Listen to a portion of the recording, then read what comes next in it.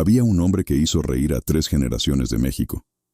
Un hombre que llenó cines, que apareció en 84 películas, que tuvo su propio circo, su propio cómic semanal, su propia estatua en Puebla.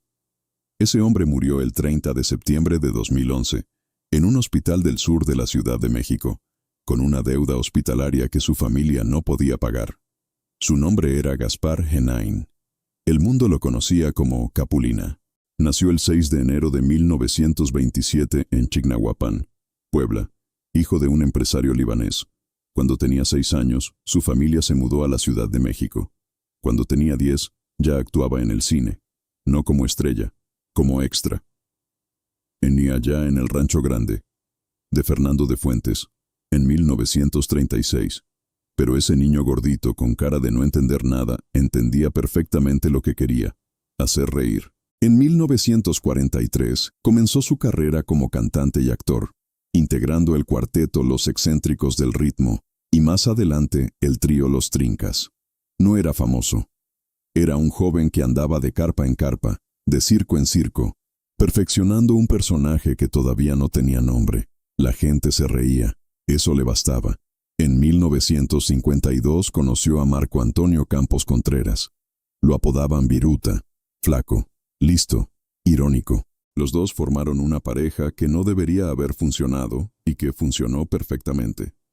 Empezaron a filmar juntos en 1953. Hicieron 26 películas.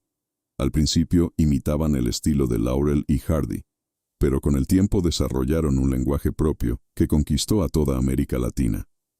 Viruta era el que regañaba. Capulina era el que lloraba, el que se equivocaba, el que caía. El público lo amaba precisamente por eso. Algunos de sus guiones fueron escritos por un entonces desconocido Roberto Gómez Bolaños, quien más tarde se convertiría en la leyenda conocida como Chespirito. Capulina estaba en el centro de algo grande sin saberlo. Estaba construyendo la comedia mexicana junto a los mismos hombres que definirían el entretenimiento popular del país por décadas. Pero las grandes parejas tienen grietas. Llegó un momento en que ya no eran la euforia y faltaba el trabajo. En 1967 se separaron. Capulina atribuía la ruptura a una discusión causada por la falta de contratos. Hubo rencor. Hubo silencio.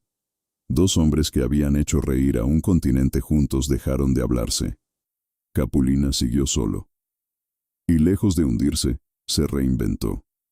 Se convirtió en un ídolo de los niños con su programa televisivo, Las Aventuras de Capulina, donde hizo mancuerna con el luchador Tinieblas y el personaje Aluche, un duende maya. También creó algo que nadie había hecho antes en México, el primer circo encabezado por el nombre de un artista popular. No era una idea de productor. Era la idea de un hombre que entendía que el espectáculo no ocurre en una pantalla, ocurre entre la gente. Capulina realizó en total 84 películas, 58 de ellas después de separarse de Viruta. También grabó 12 discos. Su cómic semanal, Las Aventuras de Capulina, estuvo a la venta durante 15 años. El sombrero negro con el agujero en la copa, la voz de falsete, el llanto exagerado, la frase «no lo sé», «puede ser», «a lo mejor», «quién sabe». Esos no eran trucos de actor. Era un lenguaje que millones de mexicanos habían aprendido a amar antes de poder leer. Entonces llegó 1991. Su esposa María Elena sufrió un accidente grave y Capulina detuvo su carrera para cuidarla.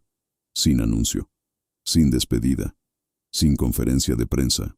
Simplemente desapareció de las pantallas porque alguien en su casa lo necesitaba más que el público.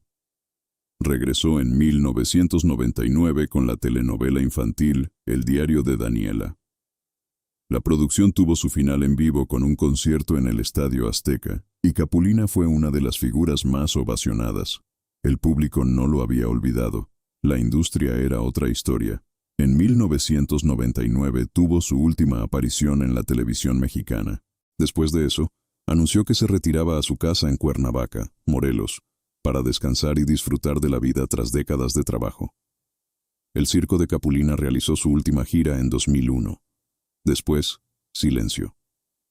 Vivió sus últimos años en una pequeña casa en Cuernavaca, Morelos. Quienes vivían en Cuernavaca lo veían salir al balcón. Los reporteros que lo entrevistaron en esa época lo describían como una persona sencilla y muy carismática, que él mismo abría la puerta de su casa cuando su salud aún se lo permitía. No había guardaespaldas, no había representante.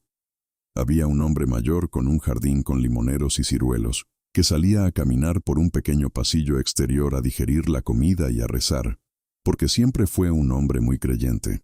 El presidente municipal de su natal Chignahuapan, Puebla, reconoció que Gaspar Genein no gozaba de una fortuna ni del apoyo de sus compañeros de profesión.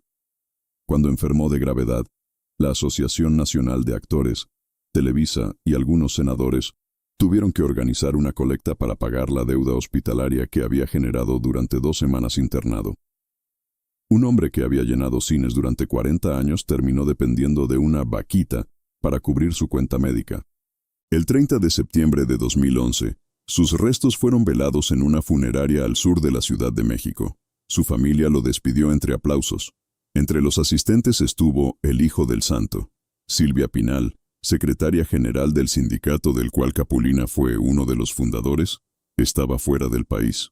En el velatorio hubo más familiares que compañeros de profesión. El crítico cinematográfico Rafael Aviña declaró que Capulina era el último representante de ese humor y esa manera de hacer cine que ya no existe en México. Un México de carpas, de familias completas en el cine de barrio, de niños que aprendían a reír viendo a un hombre con un sombrero roto equivocarse sin maldad. Murió de complicaciones de neumonía y una úlcera gástrica el 30 de septiembre de 2011. Tenía 85 años. Su último deseo, según su hijo Antonio, era despedirse de su esposa antes de irse. Hay algo que la industria no entiende sobre los hombres como Gaspar Genein. No construyeron una marca. Construyeron una infancia. Y las infancias no tienen contratos, no tienen ratings, no tienen gerentes de relaciones públicas. Por eso cuando el mercado cambia, la industria sigue adelante y los deja atrás. Pero los niños que los vieron no olvidan, siguen ahí. Décadas después, escribiendo en Twitter que querían ir a Cuernavaca a buscar su casa y darle las gracias por haberles hecho olvidar, aunque fuera por una hora, que la vida a veces duele. Capulina nunca dijo una grosería en cámara. Nunca humilló a nadie para provocar una carcajada. Hizo reír a México con la herramienta más difícil que existe, la inocencia. Y México, como suele pasar, esperó a que muriera para recordar que lo quería.